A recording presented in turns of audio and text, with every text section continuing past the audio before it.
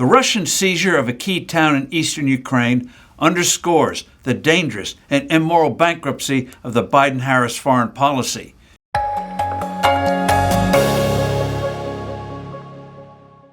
Hello, I'm Steve Forbes, and this is What's Ahead, where you get the insights you need to better navigate these turbulent times.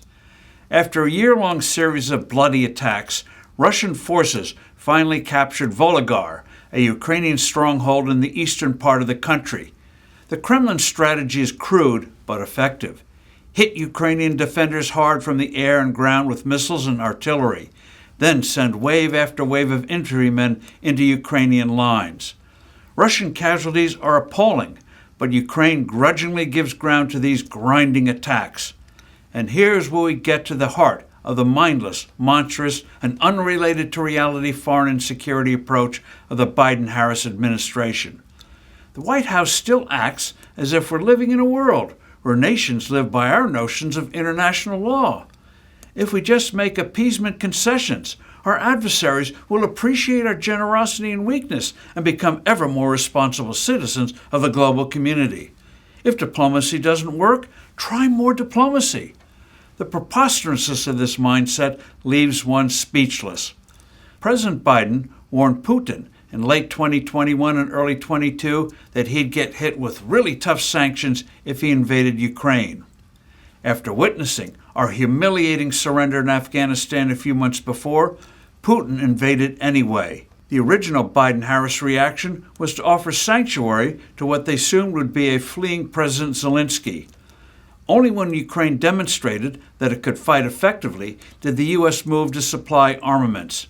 And scandalously, the Biden-Harris policy has been to never supply Kyiv enough weapon systems and munitions to repel the invaders, which Ukrainian armed forces were quite capable of doing. Russia, for instance, is able to fire 3 artillery shells for every one for Ukraine.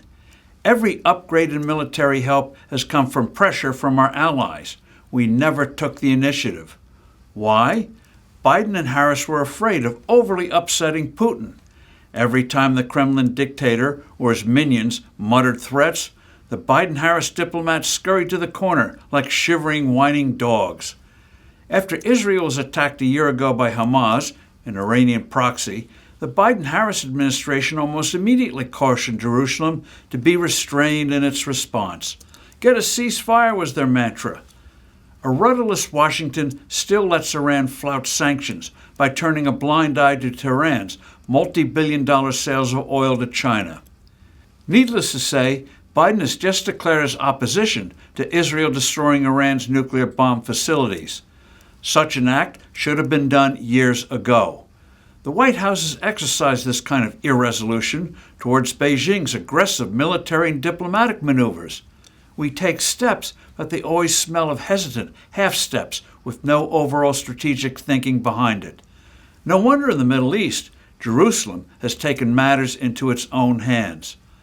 All of this kindles profoundly disturbing doubts about the reliability of the U.S. as the effective leader of the free world in counteracting China, Russia, Iran, North Korea, and their terrorist organizations, the way we did against the Soviet Union during the Cold War.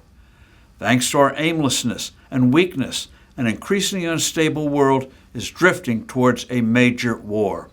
I'm Steve Forbes. Thanks for listening. Do send in your comments and suggestions. I look forward to being with you soon again.